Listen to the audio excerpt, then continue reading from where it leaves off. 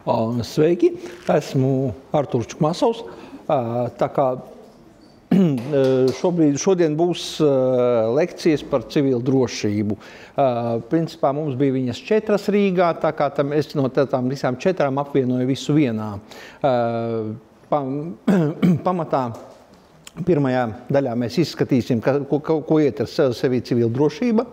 Otrā daļa bija par, ja es nemaldos, tur bija par pirmās palīdzības sniegšanu, un 3. daļa bija par evakuāciju, un 4. daļa bija par civila drošības darbību kara laikā. Līdz ar to tā kā varam sākt.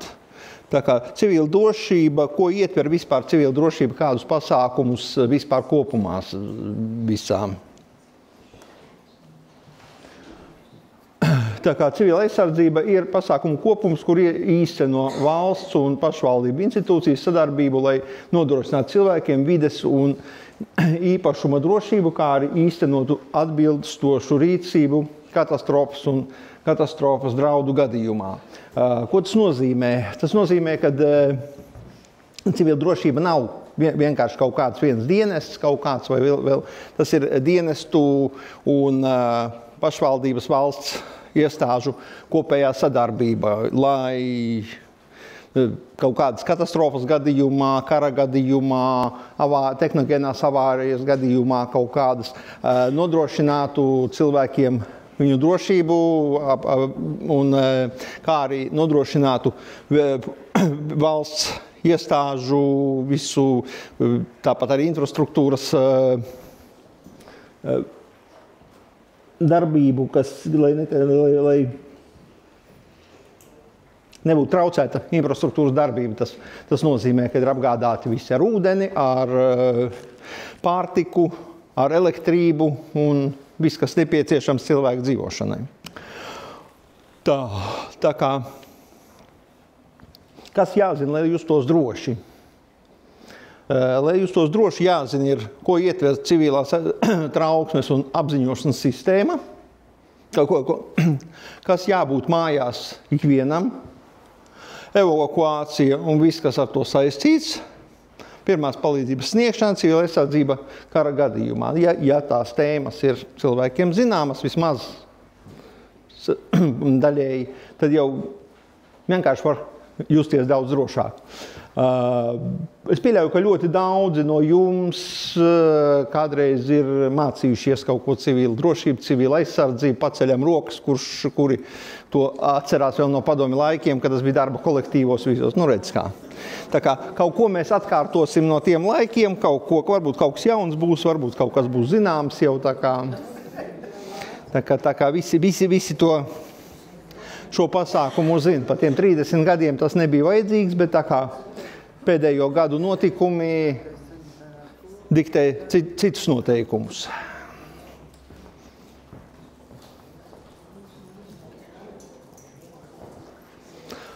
Civilas trauksmes apzināšanās sistēmu nodrošina iedzīvotāju brīdināšanu un informāciju par ko? Informāciju par... Viņš man neaiziet tālāk, pauzes. Notiek kaut kāda apziņošana kaut kādā veidā, par kuru es tālāk stāstīšu. Tas ir, ja notiekās katastrofa, kaut kāda vētra, lietus gāzes, krusa, var tāpat apzināt par ārkārtas situāciju, kas arī var būt saistīta gan ar katastrofu, gan ar kara gadījumu, gan vēl kaut kādu notikumu izņēmuma stāvokli, kas arī notiek valstī tad, kad notiekās kaut kādi notikumi, kas saistīti ir ar politiskām darbībām, ar kaut kādu iebrukšanu no citas valsts un mobilizācijas izsludināšanu. Tas arī vairāk saistīts ar militāru pasākumu kara gadījumā.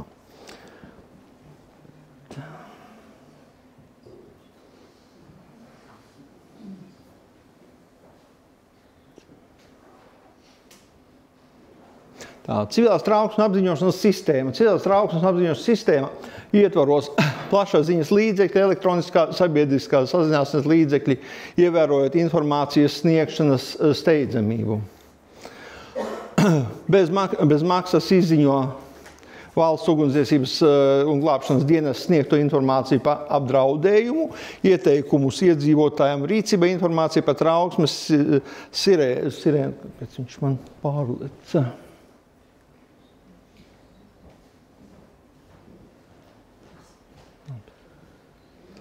Nu, par trauksmes sirēnām. Tā. Tas nozīmē, ka, ja notiekās kaut kas, principā, pats par sevi jau skatoties ziņas vai vēl kaut ko informācija kaut kāda ir zinām, bet kad, ja ir jau gaidāmi draudi, kaut kādi apdraudējums un vēl, tad vispirms ir izskan trauksmes sirēna. Esat jūs viņu dzirdējuši visticamāk, kad viņu pārbauda, skan viņa tā, un te es tikai uz datora, cik var parādīt. Ja viņi nestrādās man te. Nu jā, tā kā trauksmes sirēnu pārbauda, es pat nezinu, kolēģis varētu pateikt, cik bieži pārbauda. Vismaz 2 reizes gadā jābūt, jā. Nu, bet par to ir paziņots, es zinu, kad vienkārši kaut sirēna aptuveni 10 no rīta, kaut kur tā pārbauda notiekās. Un tad, ja kaut 10 no rīta jāpaskatās internetā vai kaut kur ziņās, kur ir ziņojums kaut kāds, vai tiešām tā ir trauksmes pārbauda, vai nav ziņojuma trauksme. Tāpat arī izziņojums ir pa televīziju, pa rādio, pa internetu un mobilajiem sakariem. Mobilajiem sakariem varbūt izsūtītas kaut kādas brīdinājuma ziņojumi, kaut kādas īziņas varbūt sūtāmas, varbūt balsziņas sūtāmas. Tur tas ir dažādi, tas ir atkarīgs no situācijas.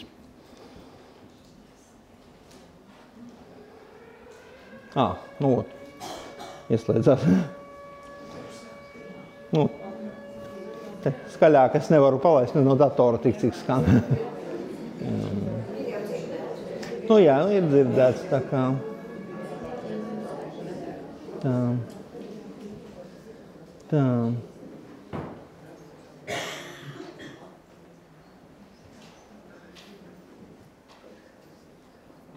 Tā. Tagad mēs nonākam pie tā, kas, principā jābūt mājās ikvienam ne tikai gaidot kaut kādus katastrofas vai notikumus kaut kādus, bet arī vairāk vai mazāk tas ir saistīts, ja jūs saslimstat vai, vienkārši sanāk tā, ka jūs nevarat tikt kaut kur kaut kur iziet ārā vēl uz pāris dienām, 2-3 dienām, kas jābūt ir mājās noteikti. Tas ir dzeramā ūdens krājums. Dzeramā ūdens krājums rēķinot uz cilvēku no 2 līdz 3 litri, tad vajadzētu būt mājās aptuveni kaut kādi, kaut kādiem no 5 līdz 10 litriem uz vienu cilvēku vajadzētu būt mājās. Ja tas ir piegādājums, ja tas ir, tāpēc, ka var būt arī kādreiz, ja nav ūdens padeve no krāna, tad principā bez dzeramā ūdens cilvēks ilgi nevar izdzīvot. Pirmās palīdzības medikamenti. Tas ir binte, oglīte, plāksteris kaut kādas, varbūt balderjāņi, kaut kādas sirdspilieni, kuņģa pilieni, kaut kādas tādas, tas, kas ir bez receptēm pārdodam, bet kas ikvienam aptieciņā jābūt ir. Tā kā pa plāksteriem tev ir dažādi izmēri pārsēji medikamenti, kurus jūs lietojat ikdienā. Tas ir tas, ko jums izraksta dakteri. Tas ir skaidrs, ka katram jābūt, ko ārsts ir izrakstījis, īpaši vecāka gada gājuma cilvēkiem, jābūt kaut kādam krājumam medikamentu, jo nevar būt tā, ka viņi pietrūkstās. Tā kā saulaicīgi jāsagādā to visu ir. Pārtikas krājumi. Pārtikas krājumi, tas ir kaut kādi konservi, kaut kas ilgi varētu glabāties, kaut kāds varētu būt putraimi, sublimāti, tas ir arī sava veida konservēt, sava veida varētu būt kā putraimi, kā Bet viņi ir apstrādāti, atpaiek ātri pagatavojumi, uzliejams ūdens ir un ātri var pagatavot. Tālāk gāzes deglis ar gāzes balonu. Ir dažādi tie gāzes degļi, ir dargāki, lētāki. Mēs pārgājienos izmantojam, tur ir tādi, kas ir tādi dargāki, bet viņus var nopirkt saimniecības preču veikalos. Maksā tur līdz 10 eiriem. Balons ieskrūvējās no apakšas gāzes deglītes, tur tālāk es bildīties parādīšu, kā tas izskatās. Tas ir tādā gadījumā, ja nu nav elektrības, nav gāzes, nav krāsnes apkura, bet jums vajag uzsildīt kaut ko ūdeni, uzsildīt kaut vai tēju pazert. Tādā gadījumā var arī izmantot sauso spirtu, mazo to plītiņu sausā spirta. Arī, ja nav tāds variants, tad var arī tas būt. Var arī paņemt, sakausēt, man nav līdzi paņemt, bet ir kaut kādā parasti tādas metāla trauki, kaut kādi kādreiz no kaut kādām konjaku pudelēm, un no kaut kā tur var salikt iekšā sveces vairākas, sakausēt. Un tas ir, viņi var izmantot gan apgaismojumam, gan ir uzsildīt vēl kaut ko tādā veidā. Sērkociņas, šķiltavas, sveces, tas ir arī katrā mājā jābūt. Un pārtika mājdzīvniekiem, ja ir kāds mājdzīvnieks, tad pārtikas krājuma mājdzīvniekam jābūt noteikti līdz mājās. Principā tas viss ir vajadzīgs mājās arī tādīs gadījumos, ja nekas nenotiekās, jo vai jūs sliktāk jūtaties vai vēl kaut ko, jūs dažas dienas varat ar to dzīvot un nekas nenotiek. Tā.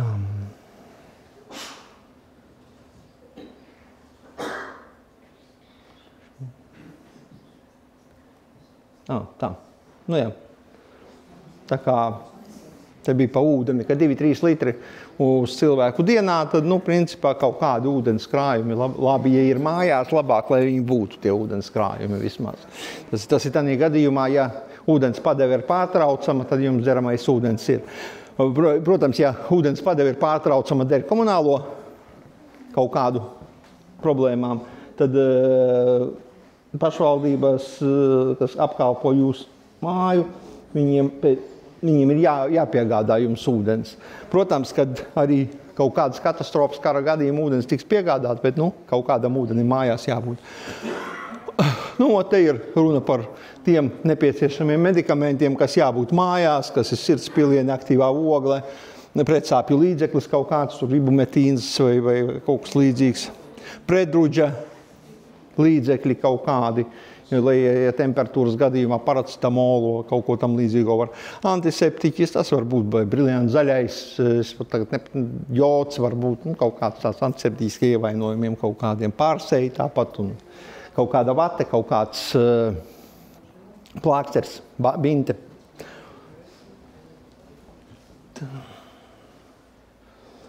Te pa pārsējiem. Tā. Visi medikamenti, ko jūs ikdienā lietojat, tīpaši jāpievērš uzmanību cilvēkiem ar diabetu, kuri lieto insulīnu dažādās veidā.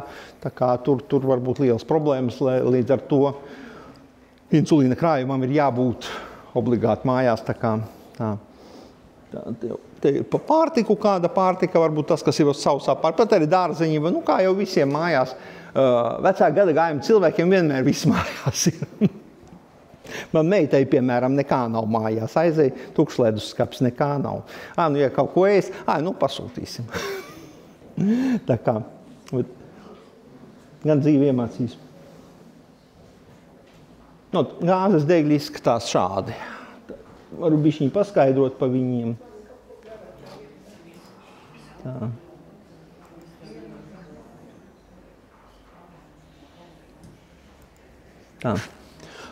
Tātad šīs gāzes deglis pats vienkāršākais, tāda veida gāzes deglis, tas maksā kaut kādus 7 eirus.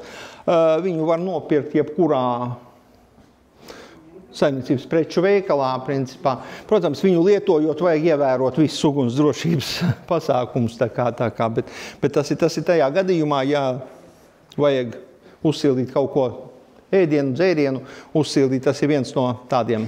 Viņam no apakšas liekās tāds gāzes baloniņš, viņš no apakšas pieskrūvējās, un maza liesmiņa var viņu lietot. Šāda veida gāzes deglis, tas jau ir dārgāk, šādus izmanto pārgājienos vairāk, jo viņiem tas gāzes deglis ir vieglis, un viņš ir vairāk domāts pārgājieniem, lietojot kaut kur, kad cilvēks jau nesāšanai tam visam. Tā kā sērkociņi, sveces, šķiltavas. Ja par šķiltavām runa, nevajag iegādāties šķiltavas, kurām ir tas dzirkstelīti piezo. Ja mājās labāk, lai ir ar kramiņu. Tās ir daudz drošākas. Bet, arī nevienām viens šķiltavām jābūt mājās vairāk. Šķiltavas jābūt sērkociņi, viss tas, kas nodrošina uguns, kad varētu iedegt sveci, vismaz uz sveci ar var tēju uzsildīt. Tā ir dzīvnieku barība. Tā. Paldies par uzmanību par pirmo daļu. Tā, varbūt kādi jautājumi ir. Varbūt kolēģim ir ko pateikt? Nav? Tā kā jautājumu nav nekādu. Jā, pēc tam vajadzēs, kad notiks, tad jāskatās internetā, kā dažlaps. Ja internetā nav ko, tad? Lūdzu. Kā lūdzu?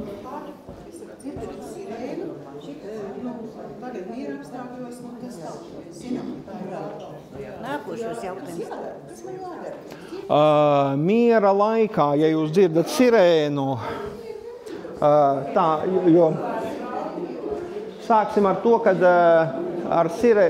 ja pa sirēnu miera laikā varētu bišķiņ klusumu.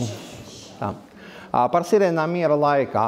Pārbaude, kā jau minēja kolēģis, un vispār viņi notiek 2 reizes gadā, tas varētu būt kaut kur pavasarī un rudenī. Otrs ir tas, ka viņa sirēnas pārbaude ir kaut kur 10, no 10 līdz 11 rītā, tanī laikā pārbauda. Tas notiek priekš tam, kad pārbaudīt darbību, un ir speciāli cilvēki, kas klausās attiecīgās vietās, vai visur var dzirdēt to sirēnu. Jo ne visur viņu var dzirdēt, un tāpēc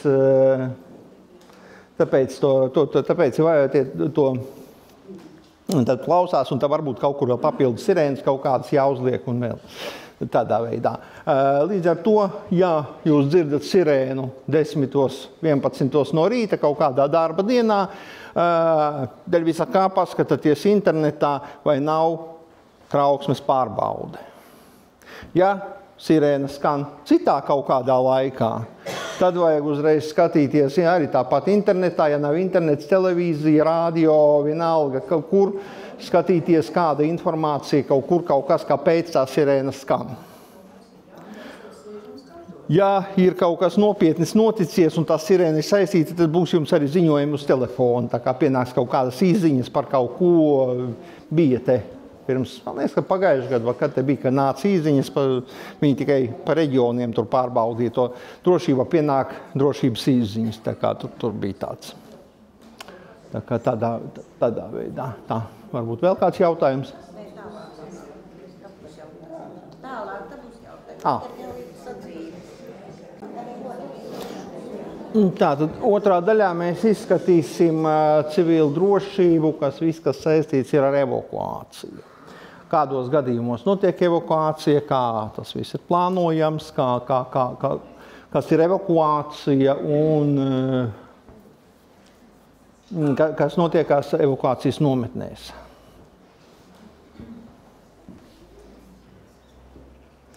Tātad, kādos gadījumos notiekās evakuācija?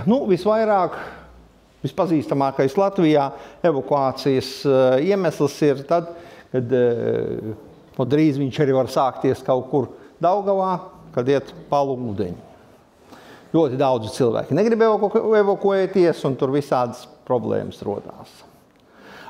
Bija pagājušajā gadā ziemā gāja vižņi. Arī bija tāds pasākums, kad tāpat arī dabas katastrofas, vētras kaut kādas, kad bija šovasar arī tāpat bija krusa vētra un var gadīties tā, kad nākās cilvēku evakuēt, tāpēc, ka ir mājas sabojāt, vēl kaut kas piekļuvas. Tehnogēnās katastrofas, tas ir kaut kādas ķīmisko vielu noplūdes, kaut kādas ugunsgrēki kaut kādi, dūmi kaut kādi varbūt indīgi un tam līdzīgas lietas notiekoties. Un arī diezgan pazīstams Latvijai gadījums, tas ir meža ugunsgrēki. Tagad pēdējos gadus bišķiņi mazāk, bet vienu gadu pa Latgali bija tā, kad es atceros pirms gadiem 20, es braukāju pa Latgali, tad tur bija no Krievijas, ka nāca, tur bija tā, ka viss bija iebrauc kaut kur balvos, pilnīgi viss vienos dūmos bija. Un pie robežas tur nāca uguns iekšā, visādi tur notikās. Tātad evakuācijas norise.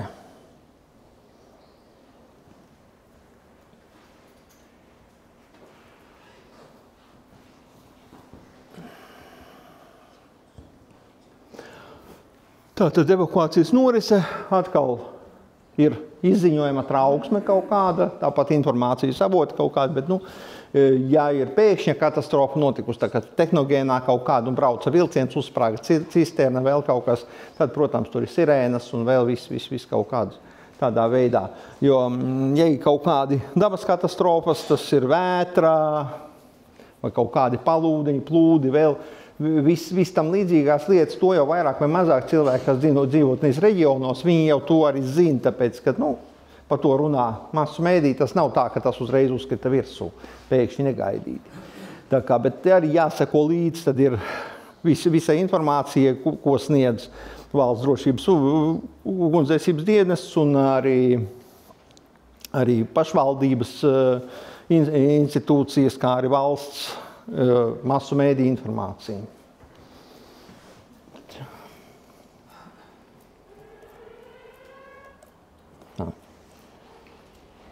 Tā.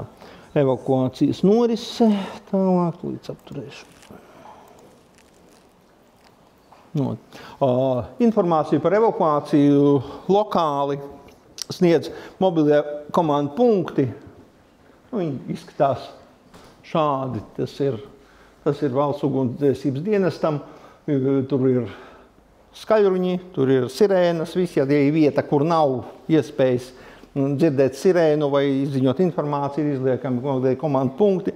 Operatīvo dienas transports arī tāpat policija var ar skaļruņiem braukāt pa vietām kaut kur izziņojot, kad notiekās, sniedot informāciju cilvēkiem par teritorijām, ka kaut kas ir vajadzīgs zināt, kur vajag vai pulcēties tad, kad notiksies evakuācija, vai kad zināt vispār informāciju par notiekošo. Ko darīt, kad ja būs tur tā, ja notiksies tas un tas un tas. Evakuācijai. Viens no tādiem galvenajiem jautājumiem. Kādreiz bija tas 72 stundu mugursomā, kad stāstīja no zemesardzes viens virsnieks, bet beigās, ka viņš salasīja to mugursomu kopā, ka pateica, pacēla, es viņu varētu panest, bet sievieti, un ja viņai vēl bērns pie rokas, viņa tālu ar viņu netiks vienkārši. Tā kā evakuācijas gadījumā, kas ir pats galvenais, kas jābūt līdz dokumenti un nauda, bankas kartes, viss tas jābūt līdz, tas jau pats par sevi zināms.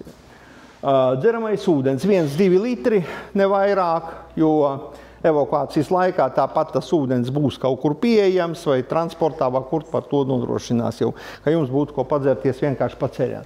Pirmās palīdzības medikamenti, par kuriem mēs jau runājām iepriekš, maziņa aptieciņa kaut kāda, medikamenti, ko jūs lietojat ikdienā, lai nebūtu tā, ka palika slikti un tieši tas pats, kas bija pirmajā daļā runāts.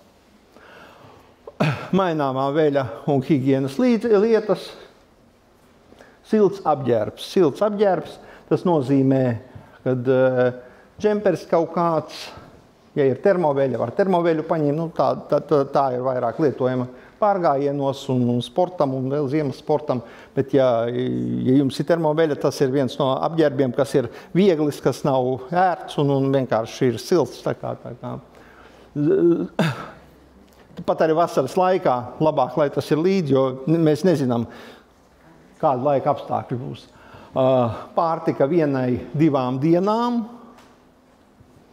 pārtika 1-2 dienām, bet tas ir arī kaut kas viegls. Tālāk es tur runāšu par kādu pārtiku, ko var ņemt līdzi, kad nav obligāti ņemt tur veselu šķiņķi, tur puscūks līdzi vai vēl kaut ko. Tā kā maidzīvnieku pārvadāšanas gross, ja ir maidzīvnieks, un pārtika maidzīvniekam. Tā.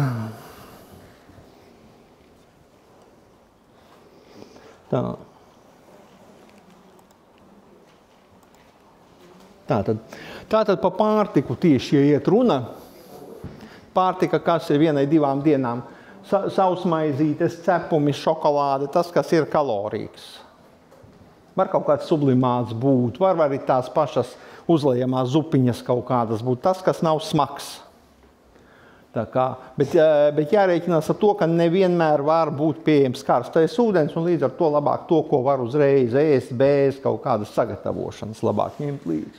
Tāpat arī kaut kādi konservi, uzreiz ēdami kaut kādi, bet nevajag vairāk kā 2 kilogramos, ko var iekļaut. Var pat mazāk iekļaut, tā kā tas nav tik būtiski. Jo paņem kaut ko šitā vieglo sausmaizītes, vēl kaut ko tas neko nesver. Viņu var kaut vai ar ūdeni uzdzert un paēst var, un cepumi kaut kādi, tīpaši šokolāde, ja nav alerģijas atkal pret kaut kādām lietām.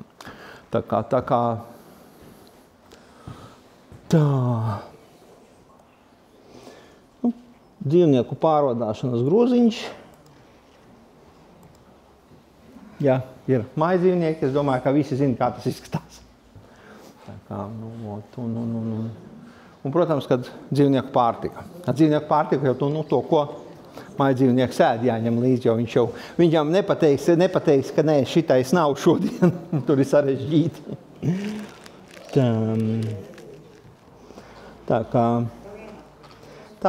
Tātad mugursoma. Mugursoma jābūt ir no 4 līdz 6 kilogrami svarā, tā kā mēs tur ieliekam. Kaut kādus ap 2 kilogrami pārtiku, kaut kādi tur sanāk litris, no 1 līdz 2 litru ūdens, tas jau ir gandrīz 4 kilogrami, vēl būs kaut kādas maināmās veļa, drēbes kaut kādas, nedaudz kaut kas, medikamenti, viss un tā arī sanāk tie 6 kilogrami. Jo tas ir rēķināts, kad 6 kilogrami maksimālais, ko var arī bērns nest, tas ir kaut kā 12-gadīgs bērns, 6 kilogramu mugursomu var panest, vairāk nevar. Līdz ar to arī cilvēki gados vairāk par 6 kilogramu mugursomu apastiept nevar. Tā kā, un tas ir. Nav vajadzības sakrāmēt lielu somu kaut kādu, un beigās, ka nevar nekur tikt ar viņu. Visu nepieciešamo pēc tam evakuācijas punktā nometnē jums jau to sniegs tad. Viena no lielākajām kļūdām, kad cilvēki iet no mājas ārā, pat arī tādā gadījumā, ja aizbrauc ciemos, brauc uz slimnīcu plānveida gadījumā, neizslēdz gāzi, neaizgriež ūdeni, un neizslēdz elektrību. Visu pie ievada, kas ir. Tas ir pats galvenais, kas jābūt mājās, ja jūs braucat no mājām ārā vismaz uz kaut kādu nedēļu vai 2.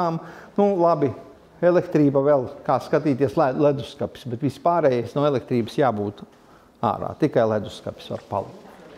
Ūdens krāni pie skaitītājiem ir obligāti jāizgriež ciet, jo jūs prombūtnes gadījumā var vienkārši būt kaut kur kāds krāns sāk pilēt, tecēt, aplaist kaimiņus un visādi brīnumi var notikties. Tieši tas pats ir arī ar gāzi, kam ir gāze mājās. Vai gāzes balons, vai gāze, viss ir aizgriežams ciet pilnīgi, lai nekas nenotiktu. Tad tas nav tikai ārkārtas situācija, tas ir jau uz ilgāku laiku jūs atstājat mājokli.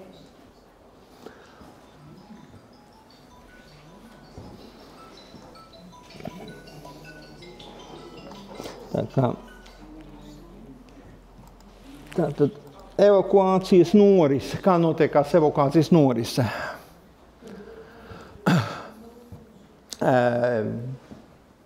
Kā jau minēju agrāk, valsts iestāžu pārstāvji apziņo iedzīvotājus par notiekošo, kas notiek tajā ārkārtas situācijas laikā, kad ir kaut kāda katastrofa vai vēl kaut kas notiekās. Un tad arī ir paziņots, vai vajag evakuēties vai nevajag evakuēties. Ja ir nepieciešams evakuēties, tad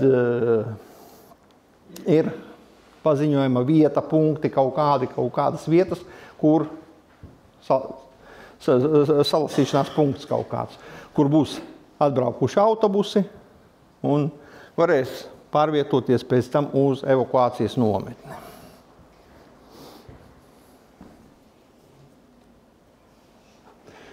Tā, un tad mēs nonācām pie evakuācijas nometnēm. Kas tiek nodrošināts evakuācijas nometnē? Parasti evakuācijas nometnes organizē valsts ugunsdzēsības dienests, policija, protams, piesaista zemesargus un arī volantieri reizēm, kas ir kā nu kurā vietā, kā nu kurā gadījumā. Evakuācijas nometne, ko sevi ietver, tas ir telpa vai telts, tā telpas vai teltis, kur cilvēkus izvietot. Tas ir atkarīgs arī no laikapstākļiem, no gada laikiem un arī no tā, cik lielu daudzumu cilvēku, kur vajag izvietot. Tajās vietās ir nodrošināmi cilvēki ar guļvietām, dzeramo ūdeni, labierīcībām, medicīnisko palīdzību, tas nozīmē medpunktu, kaut kāds dakteris tur vai felčers vismaz var sniegt kaut kādu palīdzību, ja kaut kas nopietnāks notiekās, protams, tad ved uz slimnīcu un tad jau kas ir. Un arī pārtiku. Pārtika bieži vien arī ir kaut kāda sausā pārtika, bet var arī būt, kad ir kaut kāda vienkārši uztaisīta virtuve, kaut nodrošina vismaz vienreiz dienā siltu ēdienu cilvēkus.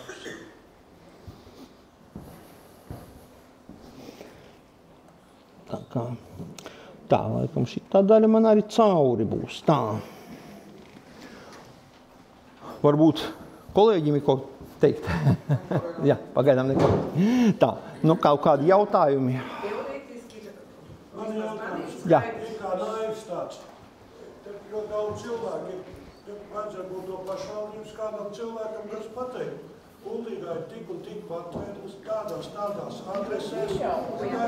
Ir, būs. Ot viņam būs jau.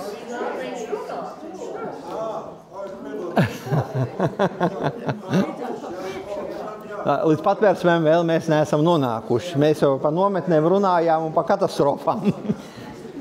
Līdz patvērsmēm tas būs pēc tam, tas būs pats pēdējais. Jā.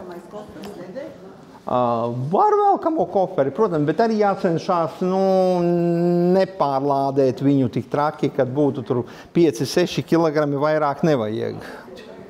Jo jūs nebraucat, jo evakuācija notiekās parasti uz 2-3 dienām varētu būt uz nedēļu kaut kādu. Jums vajag tikai tas nepieciešamais, kas jums ir vajadzīgs līdz tam nometnē jums vairāk vai mazāk ar visu cenšas nodrošināt. Un evakuācijas nometnes nav organizējamas mēnešiem. Tās jau tad ir bēgļu nometnes un tas jau pavisam kaut kas cits. Tā kā. Man ir jautājums. Jā. Lūdzu.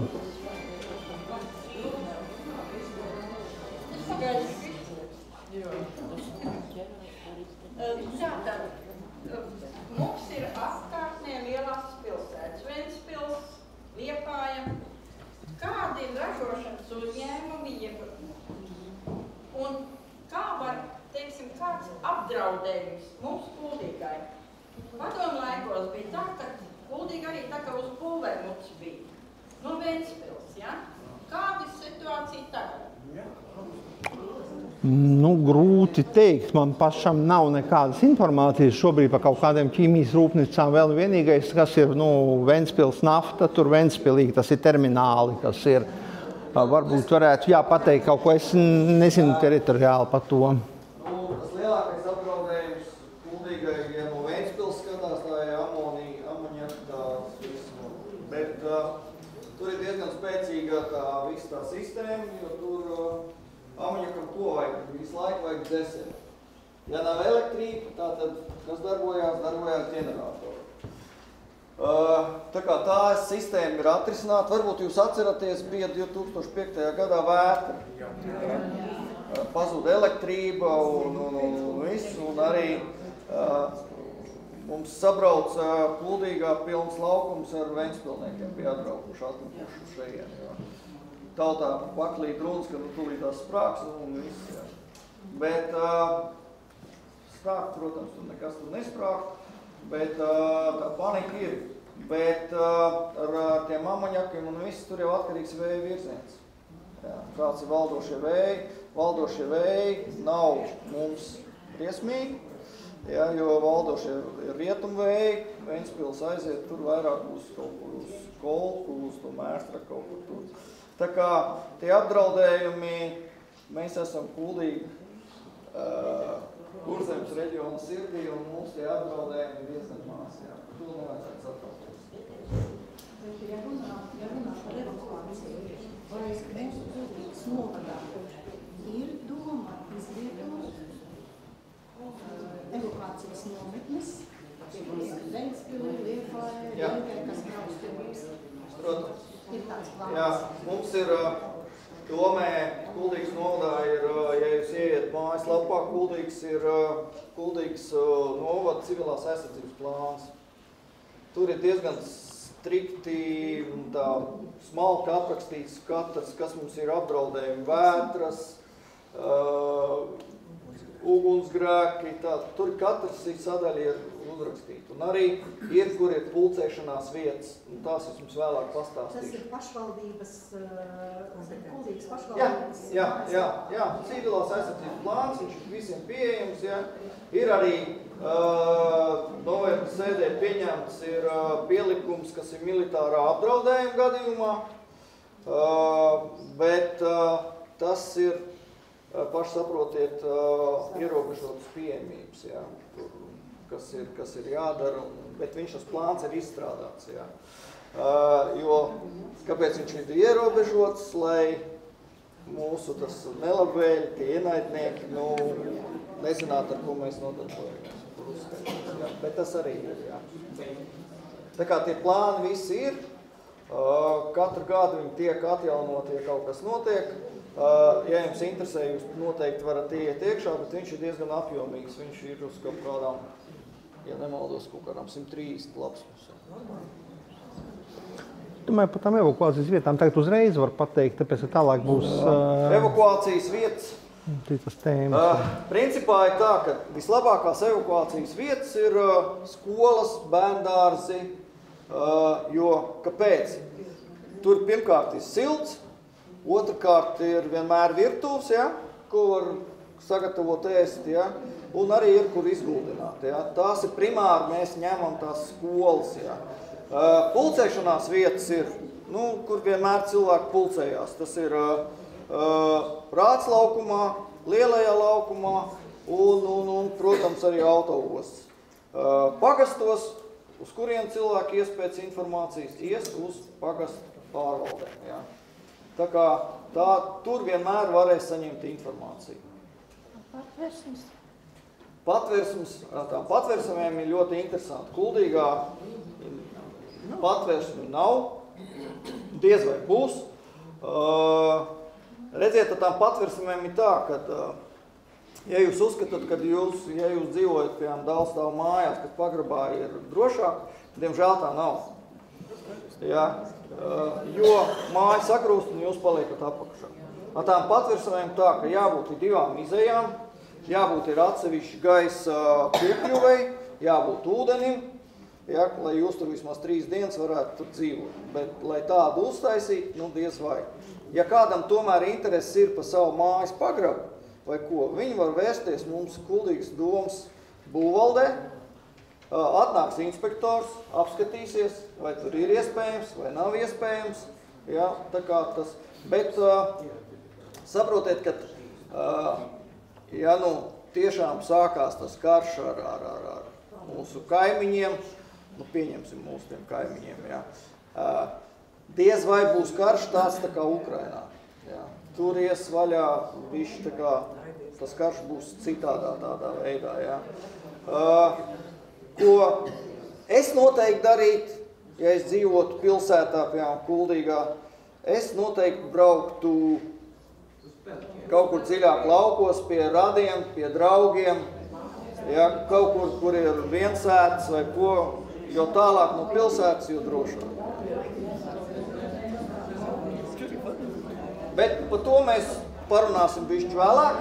Jums būs jautājumi noteikti vēl par Kuldīgu, es jums varēšu kaut ko tuvāk arī pateikt. Paldies. Pirmkārt, ir divu gadījumi, kad ir elektrība un kad nav elektrība. Ja nav elektrība, nav internets, nav mobīlē sakari, nav nekas. Tātad, ja ir elektrība, tad dzirdam trauksmi, slēdzam vai nu radio, vai nu televīziju, kas lieto sociālos tīklus. Es gribētu vērst uzmanību uz to, kad paļauties tikai uz pārbaudītām vērtībām. Jo noteikti būs hibrīda karš, ienaidnieks gribēs sataisīt savus kaut kādus paziņojums un viss tikai ticamām vērtībām. Ja, tas ir Latvijas televīzija, Latvijas radio, ja kaut kāds tur slampa TV, ja, nu, tad jau ziniet, ka tas laikam nebūs tas īstais, ko skatīties. Pat arī var būt, kad ir ļoti pazīstams domens, piemēram, kaut kāds, jā, viens burtiņš pamainīts, vai kaut kas ir, vai nu kaut kāds autors, varbūt Facebookā vēl kaut kur, tikai viens burts pamainīts, varbūt pat Latvijas iestādes kaut kāds ir tādas lietas, un jau tagad jau parādās. Tā kā. Tas arī tieši tā kā. Otrs gadījums, ja nav elektrības, ja nav tātad saziņas veids, vienīgais, kas ir, tas ir notiks apziņošana ugunsdzēsēji, pašvaldības policija, zemesardze, NBS, noteikti braukās un ziņos ar ieslēgtiem signāliem un viss. Noteikti, kas dzīvo tuvāk kaut kādām pārvaldes iestādēm, kā Rācnams, Doma, pagastos, pagastu pārvalde, noteikti tur būs arī pieejama visa tā informācija, kas ir aktuāla. Tas ir kara gadījumā. Ir jau, protams, tā evakuācija arī, ja notiek ugunsgrēks, vētra, kāda ķīmiskā noplūde, ja, tad noteikti notiek evakuācija. Bet par to evakuāciju jau atbild, piemēram, ja ir kāda katastrofa, noteikti būs atbildīgie ugunsdzēsēji. Viņi noteiks, kādā diametrā evakuācija noteikti. Un tad evakuācijā iesaistās pašvaldība. Pašvaldības uzdevumi ir nodrošināt cilvēkiem evakuāciju, viņu izmitināšanu, lai viņiem būtu silts, lai viņiem būtu pieejams ūdens, un lai viņiem būtu pieejama pārtika un medicīniskā aprūpe. Tas ir viss pašvaldības pārziņā. Tas ir arī civilā aizsardzības plānā. Ja. Tātad, kā to nodrošina? Pašvaldībai jānodrošina 2% no iedzīvotāju skaita, lai viņi uzreiz varētu evakuēt.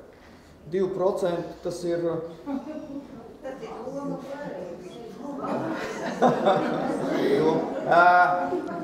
Ziniet, pa tām evakuācijām, ja, kā evakuēt, ir Latvijā nav veikta aptauja un tāda pētījuma, bet ārzemēs ir veikta pētījuma. Cik tad cilvēks pa īstam jāevakuē? Izrādās, tas skaits ir ļoti mazs, ja, līdz 5%, jo pārējie jaunie cilvēki, kas sēdās mašīnās un paši brauc, ļoti kaut kāds procents paliek, kas vispār nekur negrib braukt. Ja, tā arī ir Ukrainā, ja jūs redzat. Ja. Ļoti daudz izmanto viesnīcas, citi brauc pie radiem. Tā kā tas evakuēts, tas ir kara gadījumā, tas ir 5% apmēram. Nu jā, tas ir tādā gadījumā, ja tas ir tā kā līdzīgi kā Ukrainā. Ja tas ir masveida, ja ir kaut kāds nopietnāks iznīcinošais ierocis izmantojums, kas tad jau ir bišķiņ citādāk, protams. Vajag atdalīt militāro iebrukumu un vajag atdalīt arī katastrofu. Nu jā. Tas ir, jo militārā iebrukumā principā visu nosaka NBS. Jā. Viņi arī nosaka, kurā virzienā evakuēties, pa kādiem ceļiem, ja, kas noteikti būs arī ļoti strikti jāievēro, jo pa vieniem ceļiem brauks zaldāti, ja, karavīri, pa otriem ceļiem notiks evakuācija. Tas ir tādā ziņā. Ko es gribu pateikt par Kuldīgu un Kuldīgas novadu? Kuldīgā un Kuldīgas novadā ir ļoti labi tas, kad, ja nav elektrība vai kas, slimnīcai, siltumtīkliem, ūdens un kanalizācijas dienestam, viņiem visiem ir pietiekami jaudīgi ģeneratori. Tātad, ja nav elektrība, automātiski ieslēdzās ģenerators un tiek par to viss gādāts. Tā kā par to nevajadzētu uztraukties. Kā jau es minēju, ja, piemēram, tur mājās kaut kāds gāzes sprādziens un jāevakuē visu māju, protams, tos visus evakuējas pēc iespējas tuvākai ēkai. Ja tas būtu, piemēram, Piltenes ielas rajonā, tad noteikti uz Viļu plūdoņu skolu, kur, lai nebūtu tas lielais attālums, ja, lai pašiem arī justos tā drošāk, tātad uz skolu izmitinātu un tur ir silts, ar ēšanu nodrošinātu un tā tālāk. Tā kā tas ir tā īsumā, varbūt es kaut ko neesmu pateicis, varbūt kas jūs ir. Lūdzu, droši. Man interesē, bija jautājumi. Pirmais, vai Kuldīgas novadam ir kaut kāda rezerve, pārtikas rezerve, medikamentu rezerve, bet ko vispār ir padomāts un kaut kāda materiālā nodrošināšana rezerve. Rezerve. Tas jautājums uzreiz, lai man atcerās uzreiz. Ziņās izskanēja par to, ka Latvijā tiks ieviests jaunas paudzes apzinošana, kas ir kā Igaunijā, jau ir ieviests. Cik tālu tas ir? Jā. Varbūt es ar otro, jā, lai neaizmirstu. Tā saucās šūnu apraide. Ko tas nozīmē? Tas nozīmē, ka kam visiem ir mobīlie telefoni, viņiem atnāk izziņa, kas noticis, kas jādara un tādā veidā. Ja. Tas ir Eiropā jau ļoti izplatīts un mums ir viena no pēdējiem, kas tas ir. Iepirkums jau tiek veikts, saka, ka gada beigās būšot. Ja, tā kā, ja jums atnāk, noteikti televīzijā no sākuma ziņos, ka tas viss tiks ievies, atnāk, viņi arī tā kā sirēns vienreiz, divreiz gadā izsūtās īziņas, ja, lai jūs zinātu, ka tā īziņa, un kad jums te ziņos, un viss, tā saucās tā šūna apraide. Ja. Jau bija, pagājuši gadu bija kaut ko tur testēja, kaut kas jau bija, tikai jā, bija tas testa režīms tāds, bet tas tur gāja caur internetu, kaut kas viņiem negāja tā kā vajag. Tas bet tas teica, ka būšot uz šā gada beigām. Par tām rezervēm. Kuldīgas novadā ir izdalījuši 200 komplektus. Gultas, matračus, spilvenus, guļamais. Tās gultas ir tādas saliekams, ja, ka viņas tā ātri var jebkurā vietā izlikt. Viņas būs dislocētas, tā teikt, sadalītas 4 vietās Kuldīgas novadā, lai Skrundā noteikti būs, Kuldīgā, es domāju, ka Alsungā vai Kabilē.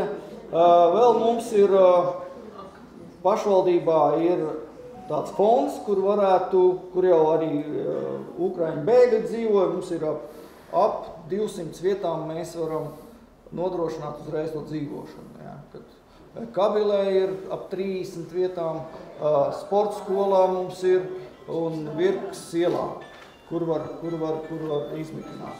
Pa tām pārtikām. Pa pārtiku ir tā, ka to nodrošina pārtiku iepērk centralizēti valsts. Ministru kabineta noteikumos ir noteikts, kam tur jābūt. Tur ir pārsvarā nebojājošās tādas lietas. Viņas ir iepirkts, apzināts arī piemēram, Kuldīgas novadā ir apzināts, citos blakus novados, kas ražo vispār pārtiku. Ja? Un kam ir uzglabāšana, ja? Kam ir noliktavas, tas viss apzināts. Ja kaut kas notiek, tad, protams, tas viss tiek pakļauts, tā teikt, militārām vajadzībām un civilu iedzīvotājiem. Par ko es vēl neesmu atbildējis?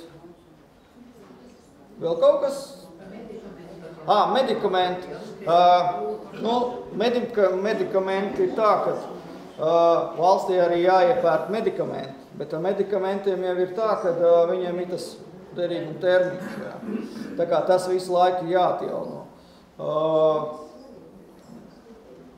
Kas ir ar medikamentiem, cik viņi iepirkt ir un ko, to es nezināšu, to tikai speciālists zina, bet noteikti viņi arī ir iepirkt materiālās rezervēs. Cik es interesējos tā caur saviem kanāliem, tad it kā ir iepērkam, ir glabājami, ir kaut kādi krājumi, ne tikai pirmās nepieciešības medikamentu, kā kaut kāda oglīte vai vēl kaut kas tādi, bet arī ir pretsāpju līdzekļi, ir spēcīgie pretsāpju līdzekļi, insulīns, vēl tādas lietas notiekās veidot krājumi. Jā. Tas ir materiālās rezervēs, tāpēc, ka tās ir lietas, bez kurām cilvēks nevar izdzīvot, un līdz ar to tas viss, tas ir kaut kāds, protams, es nezinu apjomus, neviens nezinu, kāds ir, bet jā. Tas ir valsts noslēpums. Jā, bet tas nav tik būtiski. Vēl lūdzu jautājumu droši.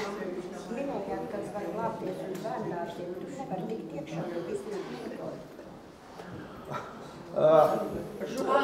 Ko nozīmē cienītā glābties? Ja? Diez vai tā bērndārs, tās telpas būs tās glābšanās. Tās ir dzīvošanas, ja? Kad, piemēram, kaut kas noticies un jūs evakuē, un tā ir tāda pagaidu mītne. Ja? Kad vajadzēs, tad jau tiks tā. Nebūs tie pinkods, būs atslēgti visi. Tā būs mazākā problēma. Man bija jautājums, kad Zalāns vēl bija pie valdīšanas, bija vētra un prasīja, kāpēc nestrādā radio ar baterijām uztverams. Latvijas radio nevar Kuldīgā dzirdēt. Kas tagad ir darīts, un Latvijas radio varētu baterijām dzirdēt? Kuldīga ir tādā ziņā ļoti privileģētā stāvoklī, un mums ir tornis. Jā. Bet tad arī nebija vienalga. Jā. Par radio es nezinu, bet nebija mobīlie sakari. Un radio toreiz nestrādāja. Jā. To es nezinu. Tad es jums ticēšu uz vārdu, mobīlie telefoni nestrādāja tāpēc, pēc 2 stundām, kad mobīliem torņiem vienkārši nebija elektrība pa pārraidību. Jo neviena mobīlie torņi toreiz nedomāja par to, ka tāda situācija būs, jo viņiem visiem vajadzēja vai nu akumulators jauns, kas viņiem tagad akumulatori ir, bet tad viņi nepievērs viņu uzmanību un tie akumulatori vienkārši izlādējās 2-3 stundās. Es domāju, ja tā elektrība ilgi nav, tad tagad viņi noteikti izlādēsies kaut kur pāris diennakšu laikā. Ar mobilajiem torņiem vēl ir tāda lieta, es vēl atceros, kad tikko sākās tie mobilie telefoni. Man viens draugs strādāja tieši apkalpošanā torņi. Tad viņiem bija kā, ja kaut kas notiekās, viņam mašīnai piekabe, un viņš braukāja ģeneratoru. Un ja kas atbrauca, pieslēdza ģeneratoru, viņam bija degvielas krājumi, viņa 24 stundas bija jānodrošina elektrība tam tornim. Es pieļauju, ka mūsdienās arī tas pats ir tagad. Cik mums novadā ir tie torņi, es stipri šaubos, kad... Tagad ir daudz viņu. Tas bija tanī laikā, kad bija maz. Tas atkrīt. Bet tu radio, ziniet, man tā ieinteresēja, es pārbaudīšu, lai tiešām... Toreiz nebija radio, viņš teica, nav elektrība, tur nav elektrība, nekas netiek līdzēts. Tas varbūt nebija mūsu tas Kurzemes radio. Nē, vispār nebija radio. Visticamāk nebija FM diapazona. Tas bija jau atpakaļ, ka Zalāns vēl bija. Jā, tas bija 2005. gadā. Kas tagad tiek darīts? Visticamāk nebija FM diapazona, tāpēc, ka FM diapazona apraide ir ļoti tuva. Ļoti tuva. Šo es jums nemācēšu nokomentēt, bet par radio es domāju, ka tagad viņam jāiet ir visur. Jā. Tā nevar būt. Vidējiem viņiem vajadzētu strādāt, es nezinu. Telefonu dodas. Nē, es saku, tas ir FM diapazons, viņš nav tāls, un tad, ja kaut kas notiekās, bet vidējie viļņi, īstie viļņi, visur jāstrādā. Es domāju, ka ne jau pavēlti visu laiku atzina to, kad jāieslēdz radio. Es domāju, ka tas ir nodrošināts, jā, jo tagad pats galvenais radio, jā, televīzija varētu neiet, bet radio tas ir ar baterijām viņam jāiet, jā. Tas ir. Jā, tā arī bija, jā. Tieši tā. Galvenais ir vidējo viļņu diapazons, lai būtu radio, ka nav tikai FM. Vēl kādi jautājumi, tieši varbūt pa Kuldīgu vai... Tagad jūs vēl liekiet būvaldēļ atnāk un pārbaudu pagrabu, vai var kaut ko... Jūs man pasakat adresi? Gaismu 7. Gaismu 7. Es varētu to varbūt atcerēties. bet tā kā es esmu arī pensionārs, jā, tad... Bet mums ir tiešām mājās jākopšā mēs sataisījām, ka sākās karš. Mēs izdarījām pagrabu, savedām kārtībā elektrību paši savedām, vai būtu pagrabā elektrību. Un ir pat vietas, kur var toaleti un ūdeni dabūt. Tur tikai jāatjauno. Tas viss ir... Bet redziet, tur jau vēl vajag arī, lai jums ventilācija, lai gaiss piekļūt, ja, tur būvaldē jāaiziet. Es jums nemāku komentēt, bet būvalde aizies un paskatīsies. Pats galvenais, lai būtu tā, ka māja grūst, lai tas pagrabs paliek, nevis viss sagrūst pagrabā iekšā. Tas ir pats galvenais. Es galvenais, ka tu būs pagrabā un atrasā. Jā, nu tad vismaz zinās, kur jā un kā. Vai vēl kādi jautājumi? Bet es vēlreiz atgādinu, ja jums ir interesi, jūs varat iet Kuldīgas mājas lapā, tur ir civilās aizsardzības plāns. Viņš ir, kā lai saka, nav tik vienkāršā valodā tur sarakstīts, jā. Bet, principā, tur ir galvenās vietas, kur pulcējās, jā, kur var aizvest, ar ko var aizvest, cik mums ir tie resursi, jā, kas un kā. Tā kā to var tur uzzināt, ja interesē. Ko lūdzu? Nē, tas nav slepens. Slepeni ir tas pielikums, kas kara gadījumā, ja, uz kurieni tur un cik mums ir tilti, cik mums ir tie un tie. Ja, tas nav slepens.